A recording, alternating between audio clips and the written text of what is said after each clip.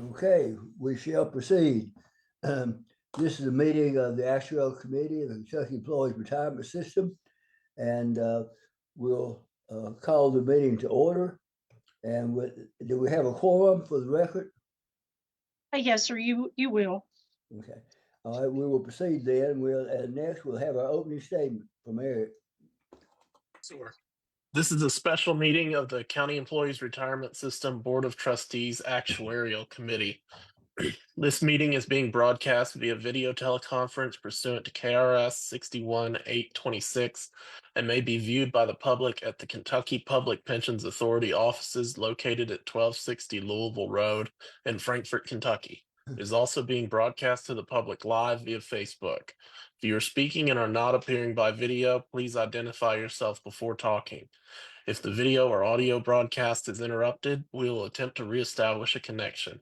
If a connection cannot be reestablished within 30 minutes, the meeting will be adjourned and rescheduled to a later date.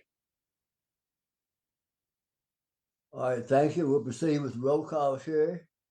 Yes, sir. Mr. Foster, I'm here. Dr. Carver, Mr. Cheatham, Dr. Hackbart, Here. and Mr. Powell. Here. Thank you. Thanks. The chair recognizes the quorum. We'll now proceed to public comment. It's my understanding there's no public comment. Can you confirm that for me, please? Yes, sir, that is correct. No public comment today. All right. Now we need to consider our minutes of the June 26th meeting. And once you have had a chance to review those, I'll be glad to entertain a motion to approve those minutes as presented. Motion approved as written. Thank you. I have a motion. Do I have a second? Second. All right. Having a motion and a second, we'll proceed to vote. All those in favor of approving the minutes as presented, please say aye. Aye. Aye. And anyone opposed can give me the same sign. All right, the minutes are approved. Mr. Foster, Yeah. I will indicate that Mr. Cheatham is now coming on to the meeting. Okay. Just wanted to make sure that he does a mic check, and then I will mark him as appearing. Thank you. Sherry, sorry about the delay. Our internet's in and out again today. No problem. Thank you.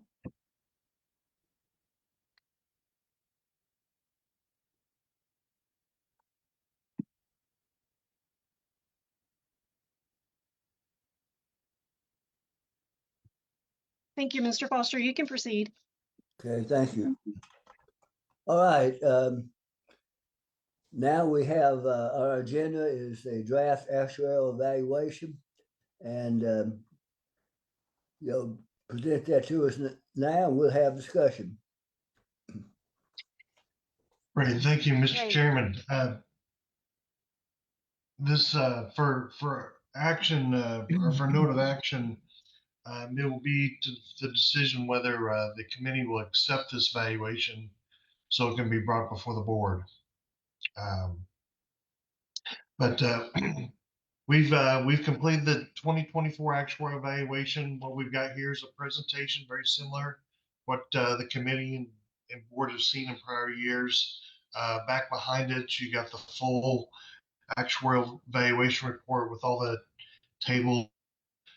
So what the presentation does is just summarize all the details and what's the highlights that came from this year's valuation. With that, Christy and Janie will walk us through that. Thanks, Danny. Like Danny said, we're here to talk about the June 30, 2024 actuarial evaluation. So think of your evaluation as kind of a checkup on the plan. We're going to look at what the current funded status of the plan is today, compare that to where we were at yesterday, and then we're actually going to look at those results going forward to make sure that the current funding policy and the current plan is meeting the board's goals. So again, oh, sorry, go ahead. Do we have any questions before we get started? Okay. So again, that valuation date is as of June 30, 2024. What that means is we collect membership data as of that date. We use that to calculate your liability numbers. And then we also get asset information as of that date as well. So if we go ahead and move on to our first slide here. So kind of the big highlights of this year's valuation, we're going to kind of go through those first before we look at the actual results. So the big headline in this year's valuation is very similar to last year's headline of the valuation, is that we saw significant increases in your membership payroll. So keep in mind, we assume that your membership payroll increases by 2% each year. On the non-hazardous fund, we saw an increase of 8%, and on the hazardous fund, we saw an increase of 10%. So when we talk about increases in your membership payroll, there's two big drivers behind that. The first driver is just an increase in your active membership. So we have more active members in the fund, then we're going to have more payroll. So we did see your active membership increase across both your non-hazardous and your hazardous fund.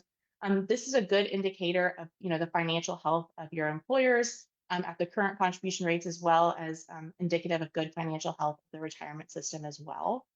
The second driver of an increase in membership payroll is going to be your salary increases for your current active members. So keep in mind, if we see higher salary increases than we were expecting for your current active members, that means that we're going to see higher retirement benefits for those members in the future, which does increase your liability. So because of this, we did see an increase in your actual accrued liability more than we were expecting, which does increase your unfunded liability more than we were expecting. But keep in mind, then we have more membership payroll to pay for that. So as we go through this presentation, you're going to see how those two interact with each other. So if we start talking about your valuation results, so keep in mind your valuation results, you have your assets on one side and your liability on the other side. So we're going to start with your assets first. So again, we had good news this year on your asset side of things. And we had 11% return on your market value of assets. Compare that to our assumed rate of return of 6.5%. Essentially what that means is your assets had 841 million more assets than we were expecting.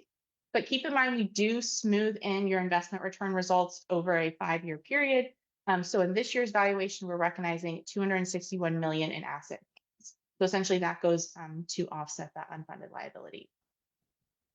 If we switch over to the liability side of things, on your retirement funds, we had a 284 million loss for both your retirement funds. So essentially what this means is your liability was 284 million higher than we were expecting. And again, that's primarily attributable to those salary increases that I talked about for your current active members. On the insurance fund, we also had a loss on your insurance fund. So $254 million loss. Again, your liability was 254 million higher than we were expecting. And that's mainly attributable to the medical premiums for 2025. So your Medicare premiums, so that's your post-65 premiums, those were significantly higher than we were expecting, and that resulted in a loss across all funds. But on the other side, your non-Medicare premiums, those stayed flat for 2025. Now, we were expecting an increase of 6.8% in those premiums, so that is a gain that can offset the loss on the Medicare premium side. So when we talk about kind of an offsetting gain and loss here, keep in mind that those non-Medicare premiums, that gain is going to have a bigger impact on your hazardous funds. Keep in mind your hazardous funds have more retirees under age 65. That's just due to the overall retirement eligibility conditions for that fund. So that's going to have a bigger impact, which means you're going to see a bigger loss on the non-hazardous fund. So the vast majority of that loss right there is due to your non-hazardous fund. So let's dig in to the salary experience a little bit. Do we have a question? Yes. Why do you refer to that as a loss? A loss just means that essentially that means your liability is higher than we were expecting, and that means your unfunded liability is going to go up more than we were expecting because of that. And essentially that means more contributions are going to be required. That's why we refer to it as a loss. It seems like maybe an inappropriate term. It sounds like there really wasn't a loss. It's just a reconfiguration of the implications going forward. Yes, that is 100% true. Because we actuarially fund this plan, yes, just because we have to react to that experience and then change what we're doing going forward. So that's correct. Any other questions before we move forward?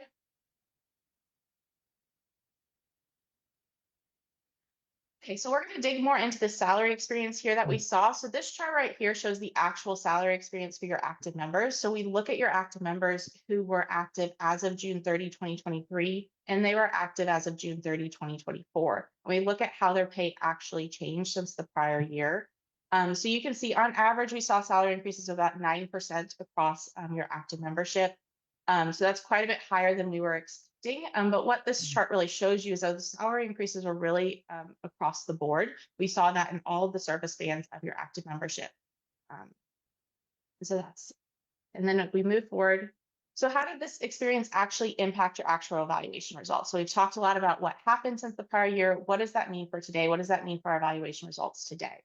So keep in mind that this valuation sets contribution rates that go into effect for fiscal year 2026. In other words, those contribution rates are going to go into effect of July 1st, 2025. So you can see your employer contribution rates decreased across all your funds. So keep in mind, we generally expect these contribution rates to either remain level or to decrease slightly because of your normal cost rate.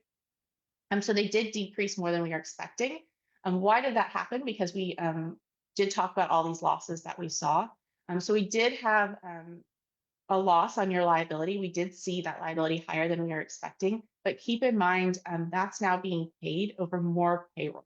So we do have to put more contributions in to pay off that higher unfunded liability than we were expecting, but those contributions are now being spread across more payroll.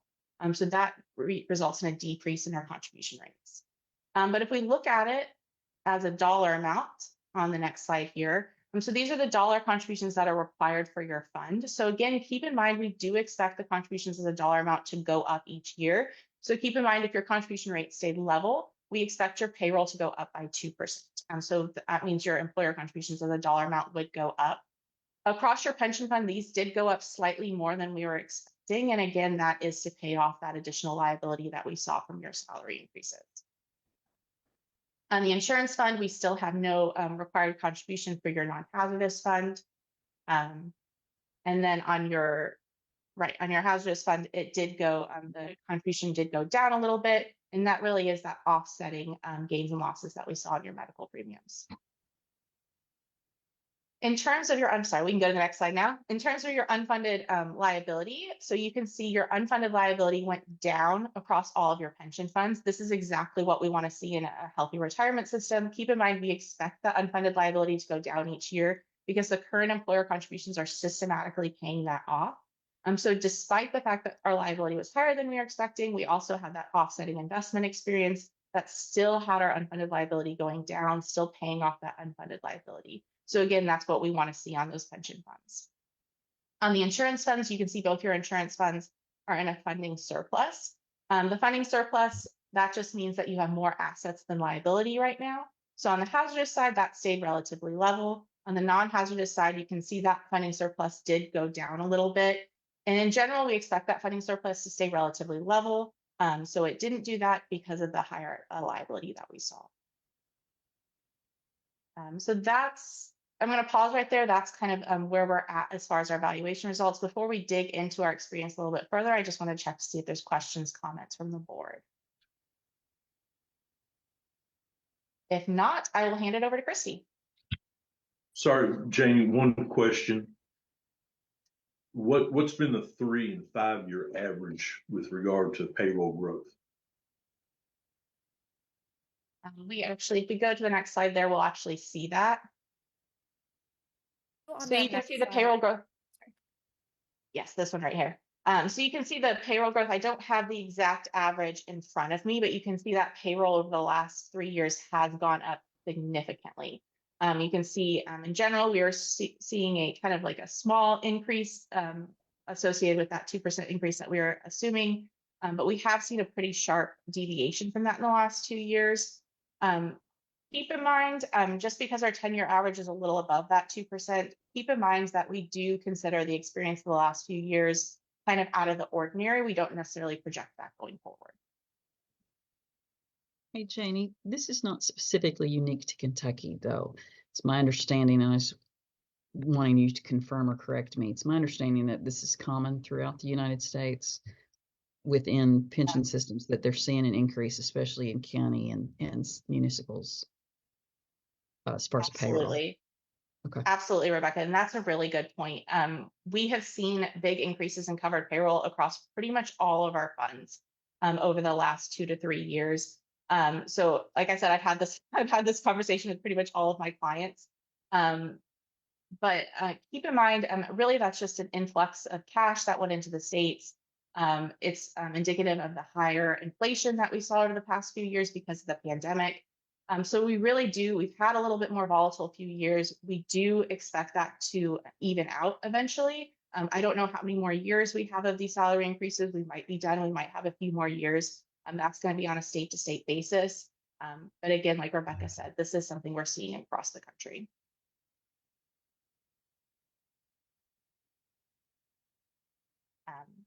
But if no other questions, we'll go back a slide here and I'll let Christy take it from here.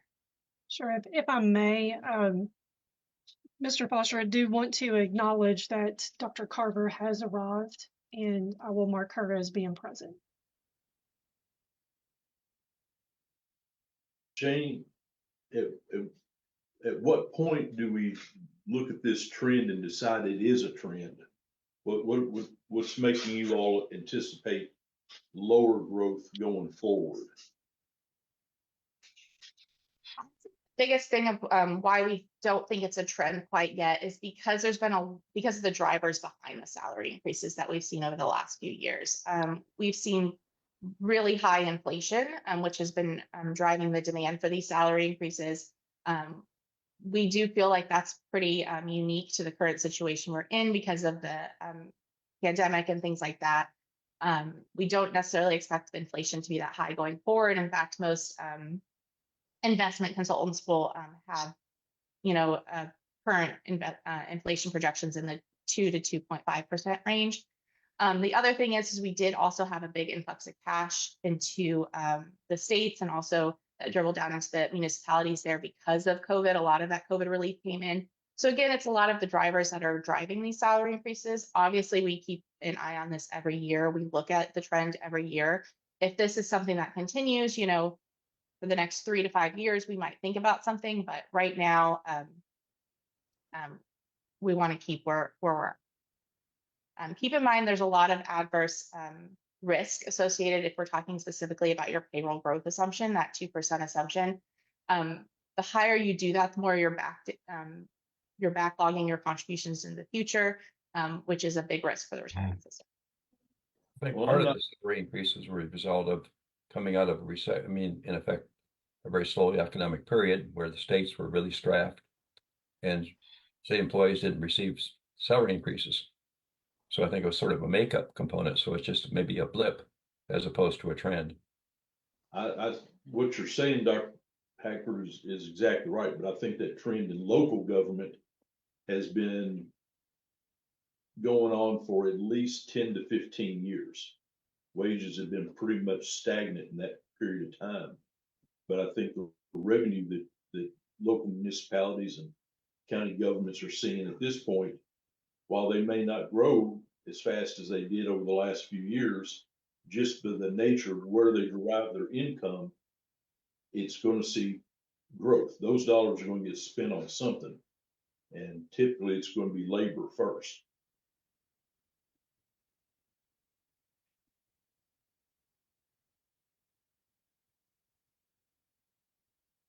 Okay. Christy?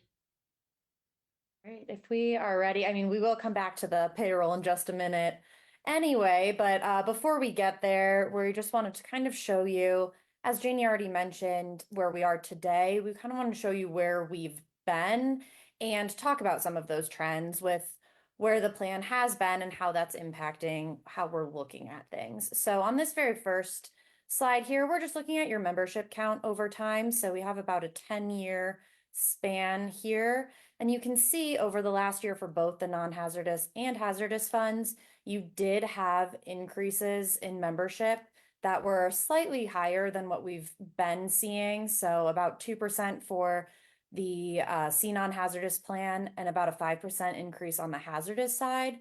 That's going to impact this year's valuation on that payroll level where with more employees, we're going to have a higher payroll. So we will be seeing that. Now, in terms of looking at the past 10 years, we're really seeing relatively flat growth in your active membership over time. So we will continue to monitor that and see how it looks moving forward. But even with this big increase this year on both sides, we really have been seeing relatively flat membership counts over time for both of these funds.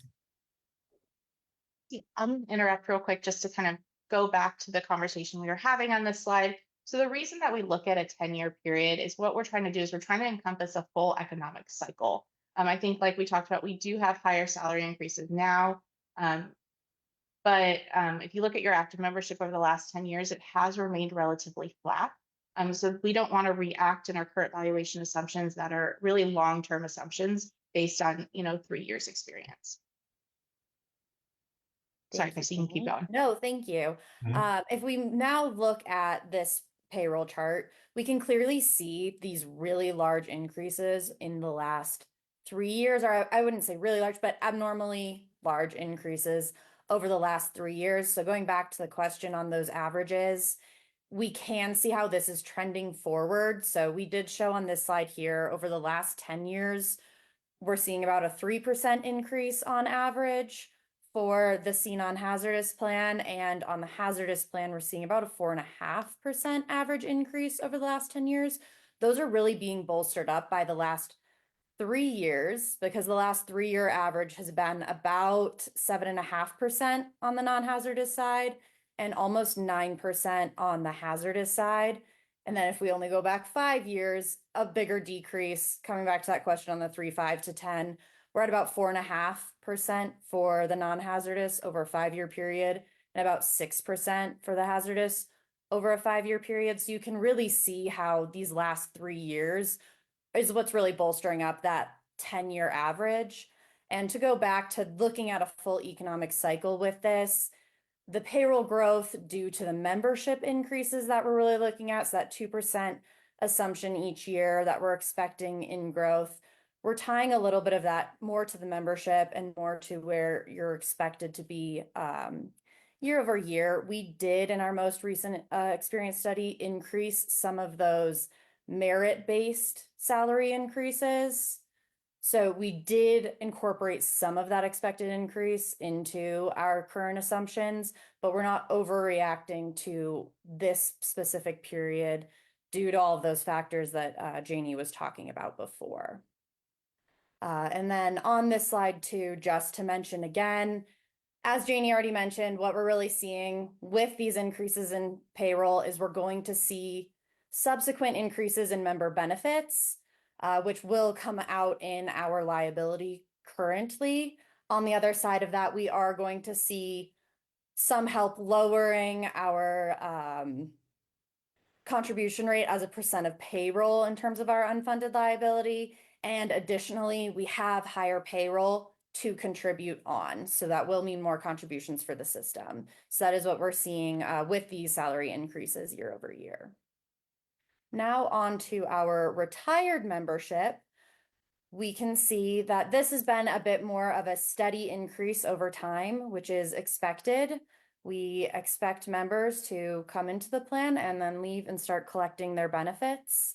So over time, we can see that we're increasing these members. If we look at the numbers here, our C hazardous actually has more retired members at the moment than active members. Currently, the active members in the C non-hazardous plan are slightly above the amount of non-hazardous members that are receiving benefits at the moment. We do, again, nothing is overly surprising here. We would be very surprised if we saw large increases or large dips on this graph, but a steady increase over time is about in line with our expectations for the plan. As we move on to the next slide, along with an increase in members receiving benefits, we expect the benefits received to increase as well.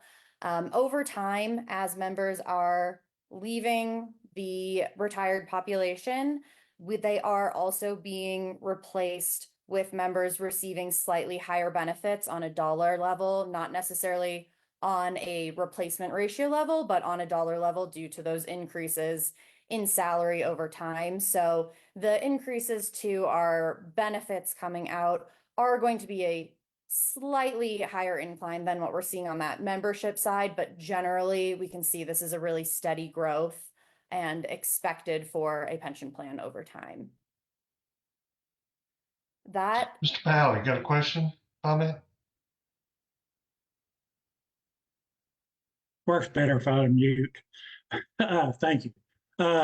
When you're doing the member count, the currently serving member count, are those just the numbers that are full-time participating in the retirement system? And does that include the part-times that have retired, come back to work, and they're no longer contributing to the system? That is a great question. For our membership counts, particularly on the retirement side, we are including every single member that is receiving a benefit from each fund. In terms of counts, this is one we do like to point out here. For the non-hazardous fund, there are members from the hazardous fund that are receiving non-hazardous benefits, and we do include those benefits in the non-hazardous liability, but those members are not included in the non-hazardous count. So that might be the only spot where you will see that we are including liability for members that we're not including in that membership count on the non-hazardous side, but they are being included on that hazardous side. Otherwise, this is really representative of everyone as of, also important to note, these are members that are receiving benefits on June 30th of 2024. So some members may have been receiving benefits during the year, but either passed away or had expired certain period options during the year, and those will not be included in this membership count for these purposes. Because I know that it seems to be a growing trend in the law enforcement community of those retiring and then being hired back as part-time, such as school resource officers, or just working patrol or everything as part-time.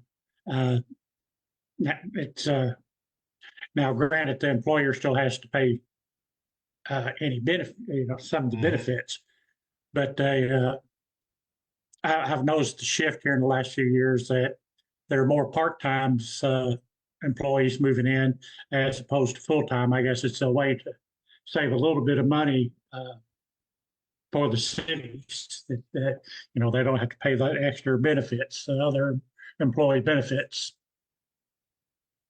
So those So I don't know if that's something we want to look to in the future or not. Yes, so those part-time members, if they are not currently actively contributing to the system or continuing to accrue additional benefits, they will be included on the side where their benefits are still being paid to them, but they will not be included in the active membership counts. This also means that their payroll will not be going toward the payroll that we're considering for contributions into the system. So those people are not included. If they're not actively accruing a benefit, they will not be included in our active membership counts, nor our active membership payroll. Mr. Powell, I'll just make a note to your point there. That is certainly something we keep an eye on, and it's something that could, return to work is always something that could impact the current retirement experience of funds. So it's definitely something we keep an eye on, especially if there's any changes to return to work being proposed. But it's also something we look at in our experience study to see how our retirement experience is changing. And then we've also had discussions with staff about the return to work policies, what others have done. They've had comments about, the administrative type burden it goes with verifying, making sure workers are returning the right forms, notifying their employers and whatnot. So okay, thank you very much. Yeah, but you're right. You have seen an increase in working retirees, and I would say that trend is true for other systems as well. Absolutely. Appreciate it. Thank you.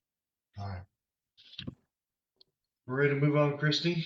I can pause here as well if there's any other questions about really that membership and our history of benefits and payroll. Our next slide will just be going over those results that Janie talked about earlier a little bit more in depth. So if there are any more membership type questions, we can pause here. If not, then we can move forward. So this is really just summarizing with a little bit more detail, some of the details that Janie has gone over before. So these are really the primary things we're looking at in terms of your funding results.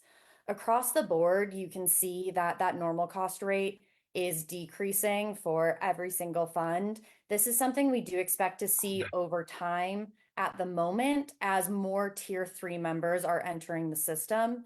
So as the normal cost rate is that cost to accrue a benefit over a year for the members. We do expect this as a percent of payroll under each benefit tier to remain relatively stable. Since this rate is lower for those tier 3 members, over time, as tier 1s and tier 2s are retiring out and more tier 3 members are making up that membership count for the plans, we do expect this rate to continue trending downward. Our administrative expenses stayed relatively flat over time, so those did not have much of an impact on that total determined contribution over the years. Our amortization cost did decrease for every one of the each of the pension funds. It did increase slightly, but remained below 0% for the insurance funds. On the pension side, we saw that decrease primarily due to the unfunded liability decreasing from the really positive asset experience. We did see an increase in the accrued liability primarily due to your payroll experience, but that was offset by the asset experience. And then additionally, as a percent of payroll, those numbers came down with that payroll growth. On the insurance side, we did see that slight increase in our unfunded accrued liability. However, both funds did remain in a surplus position, which is to say those assets are still greater than the accrued liability for each plan. Here you can really see where, as Janie mentioned before, the post-Medicare and pre-Medicare rates, where the hazardous system was helped a little bit more by those pre-Medicare premiums not increasing as we expected, and that did more to offset the losses we saw from those really large Medicare increases. So that's where our funded ratio stayed relatively flat and was not as impacted by those results, whereas on the non-hazardous side, we did see a bit of a decrease in that funded ratio, but not quite as much as we saw due to some of that positive experience offsetting those Medicare rates. With that, were there questions before Janie moves on and goes into where we're looking forward? If there's no questions, I think we're going to move on to our projections here on the next slide here. So it's always prudent. So now that we know where we're at today compared to where we were last year, it's always prudent to look forward to say, is our funding policy working as we expected? Is it meeting the goals of the board and the other stakeholders? And so that's the reason we do these projections. Keep in mind that our projections do assume all of our actuarial assumptions going forward. So that means our investment return assumption of 6.5%. It means that all actuarially determined contributions are going to be paid, and that membership payroll starts increasing at 2% each year. So keep in mind, again, this is really just a test to say, is our funding policy working? Is the fund going where we want it to go? We know that actual experience going forward is going to be slightly different, and that's why we do these annual evaluations. So we move on to the next slide here. We're going to start with our non-hazardous fund projected over the next 30 years. So on the left side here, we have our pension fund, and on the right side, our insurance fund. So I'll start with our pension fund. This graph here on the top left here, the blue graph, you can see those blue lines, those represent your unfunded liability of the fund. The red line is your funded ratio. So you can see what we're seeing on this graph is exactly what we want to see.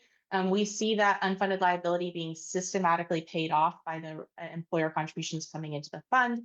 we see that funded ratio going up to 100% in 2049 based on the current funding policy. So again, this is what we want to see. We want to see that unfunded liability going down each year. If you see in those first 4 years or so, there's a little bit, it's not quite as smooth of a graph.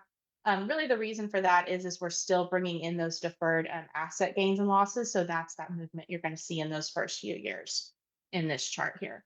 So the chart there at the bottom there, these are your contributions. So those green bars there are the contribution dollars that are coming into the system. The black line is your employer contribution rate as a percentage of pay.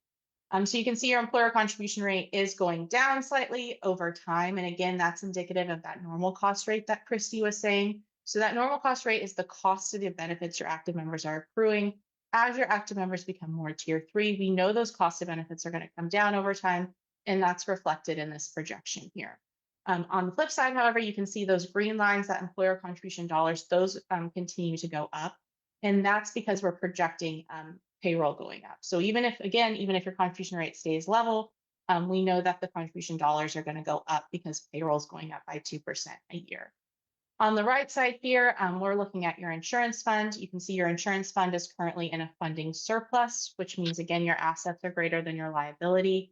So based on this current projection, we're projecting no future employer contributions needed to keep that funding surplus position for this fund. But I will say that's not a guarantee that employer contributions are never going to be needed in the future. We know that essentially, we know that your investment returns are there's going to be volatility there. Your fund is not going to earn 6.5% exactly each year in the future. We know there's inherent volatility there. And then also keep in mind your insurance funds are more volatile than your pension funds. And that's because there's a lot more changes in your medical premiums and things like that. So we know there's more volatility here. So again, this is just based on our current assumptions, but we know this could change in the future. And that's why we do these valuations to kind of keep an eye on where we're at. If we move on to our next slide here, we're going to look at the same thing for your hazardous fund. So for the pension fund, this is very similar to what we just saw on the non-hazardous side. We can see that unfunded liability, again, being systematically paid off, that funded ratio going to 100% in 2049. And similar with your employer contributions, those small decreases each year in your employer contribution rate because your normal cost contribution, and then those dollar amounts going up because of the payroll increasing. So I think it's worth noting here, just because of the discussion that we've had. So what happens if that payroll keeps going up by more than 2%? We're going to see similar to what we saw in this year's valuation. If that's due to salary increases, that unfunded liability is going to be paid off a little bit slower, but still being paid down systematically. That employer contribution rate as a dollar amount that employer contribution rate as a percentage of payroll would then go down, but those dollar contributions would probably go up slightly. So again, if we have that experience for the next few years, our valuation is going to react similar to how we reacted this year. But still ultimately reaching the goals that we want. So on the insurance side here, you can see as opposed to the non-hazardous fund, the hazardous fund is just over 100% funded. If you compare that to the non-hazardous fund, it's about 122% funded. So you can see that funded ratio there stays pretty level at right around 100%. The reason why we're seeing that kind of dip there in the next few years is that's because of how the funding policy is set up with the layered amortization. So keep in mind, right now, we're paying off that initial unfunded liability over a 25-year period to 2049. But each year when we have new gains and losses come in, those are a 20-year period. So we had some pretty favorable experience on your insurance funds a few years ago, which resulted in those gains, which we're recognizing for the next 18 years or so. Once we stop recognizing those gains, you can see that employer contribution rate goes up at around 2042. But keep in mind, there's going to be 20 years of gains and losses that come in before we reach that point. So we do expect this experience to kind of smooth out over time. Of course, we always keep an eye on this. If that isn't smoothing out as we expect, we'll, of course, be in contact with staff and, of course, the board to discuss any changes that are needed. But before I wrap up, any questions on those projections, any comments? Okay, I will wrap up then on my closing comments. Essentially, looking at this year's valuation results, that increase in the active membership is a positive signal for the retirement system. It means that employers are still increasing their active membership, which is a good signal to the retirement system and the financial health of the retirement system. So we're in a really good position right now. We're paying off that unfunded liability, but it's not time to take your foot off the gas, is essentially what I'm saying. It's imperative that we maintain our current funding policy and we maintain paying that actually determined contribution rate. And that is all I have for you today. I have a question. Yes. Can Yes, you hear? sir. Hello? Yes, sir. We can hear you. Okay. I appreciate the presentation. It seemed to me that one of the most fundamental numbers we've seen in terms of going forward is the assumptions, which was that the payroll increased by 2%. And when payroll increases, we increase the contributions, which helps the financial viability of the system, it seems to me. What do you base the 2% projection on? That was we have, oh, sorry, go ahead, Danny. no, a lot of it is first of all historical. It's a lot of it's that very chart that Janie and Christy showed earlier, but it also drives into future. What are future expectations? You know, it was changed in 2017 from 4% to 2%. What also people will need to recognize or remember, when I think of it, the risk is having a payroll growth assumption too large rather than too small. Right. And that. So it would take a lot for me to want to come somewhere higher than 2. I think when we landed at 2 at the time, that's when KRS moved to 0. I thought that was appropriate from both instances. And I see this as somebody mentioned a catch up. You know, it's the public sector trying to catch up to with wages and competition outside by private employers. Well, based on historical numbers, would the 2% be considered a conservative assumption of increase in payroll? I considered it reasonable at the time. It wasn't by no means conservative. I think it was reasonable. If you want to talk about conservative, it would have been something lower than 2. Either I think at one time there was discussion about whether the CERS payroll growth should have been 0 rather than 2. Well, I would assume based on history that payroll has consistently gone up somewhat incrementally over the years. Is that true? For the C plans, yes. And that's why they were different they've been different in that regard compared to the K. There was some concern at the time too that contribution rates were going to increase substantially for the C plans, which it did. You know, where we moved past that phase, but there was questions what kind of experience was going to occur increasing rates on the C plans. Were those employers going to behave like what we saw in the K plans? So there was some risk, you know, there was some thought and forward-looking risk about unknowns that are now emerging. I think better than what we hoped. At least I speak of that way. Well, the last 10 years, has there ever been a time when it increased less than 2%? Yes. Yeah. So I thought, yeah. Okay. Danny, question. You know, the payroll number is really made up of two factors. You know, actual dollar growth in payrolls, and of course the head count. Yeah. To what extent do you all make adjustments to the projected benefit costs for simple payroll, dollar growth in payroll, and not adding on additional employees? Is there a percentage? How do you all address that? Well, we don't make The valuations don't make an assumption regarding new employees. That's built into the projections. The projections kind of build that in. I In terms understand. of, so we had actual experience. So you had continuing members who had about a 9% on average pay increase. It makes a bigger deal for tier 1 and 2 because they're final average pay plans.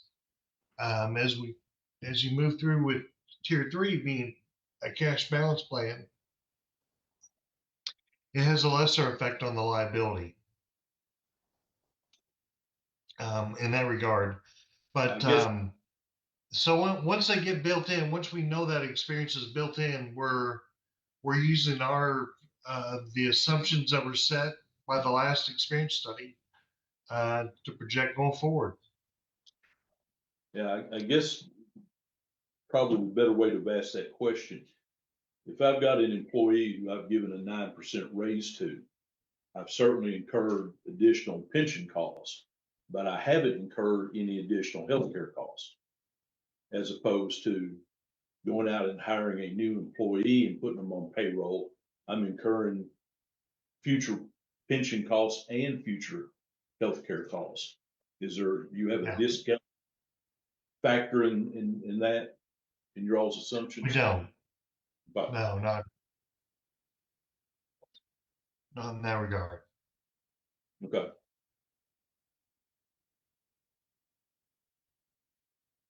Is there, I would assume, and I think I saw this, and Mike, you may want to chime in. I think it may have been one of your presentations. I'm not sure. The payroll growth, how much of it was attributable to new employees and how much of it was attributable to higher pay? Do we have that anywhere? I think I have a chart that I can update that helps identify that growth. It's been discussed in prior meetings, yes. So it's something I can revisit for sure. Janie, you can go back to that slide where we showed, the dollar amounts of the payroll was mostly driven by the 9% increases. Also, I found it interesting if we go, do we have that slide with the,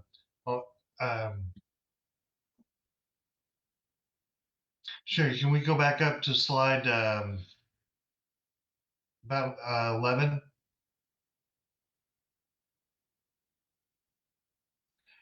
When we talk about keep going back up, keep going up, one more. Nope, back to slide 11. Where it was interesting to me was how many new, how much of the headcount of the membership has less than 10 years of service, and So I even think- less than 5 years. And you can Danny, are see you looking for slide 5, which is page Thank you. 11 of the PDF?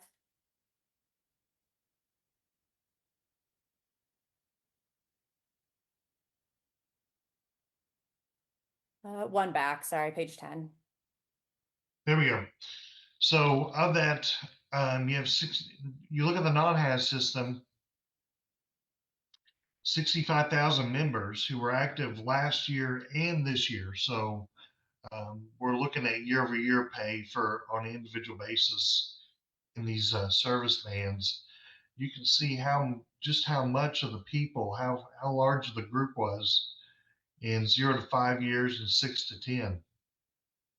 And then you see the same thing proportionally. You see similar for the hazardous. So that was this was a little more insightful for me. Part of it says we'll be interested in seeing the turnover and whether this count will continue to grow.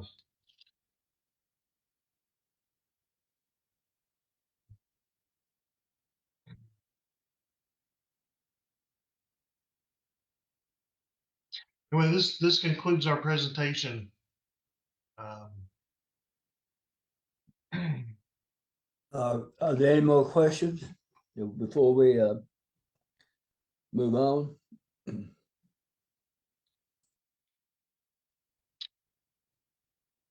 All right, thank you for that presentation. I suppose the committee would need to adopt a motion to forward this to the full board for consideration.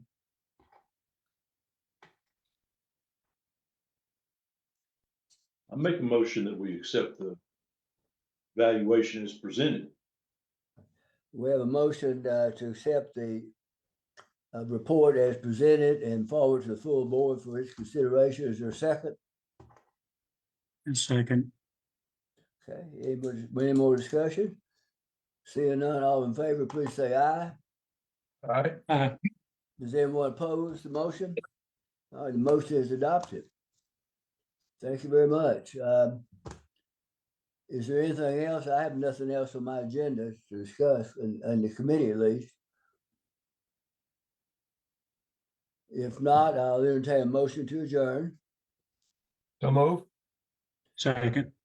The motion second to adjourn. And all in favor, please say aye. Aye. Anyone opposed? And seeing no opposition, the meeting stands adjourned. Thank you, everyone.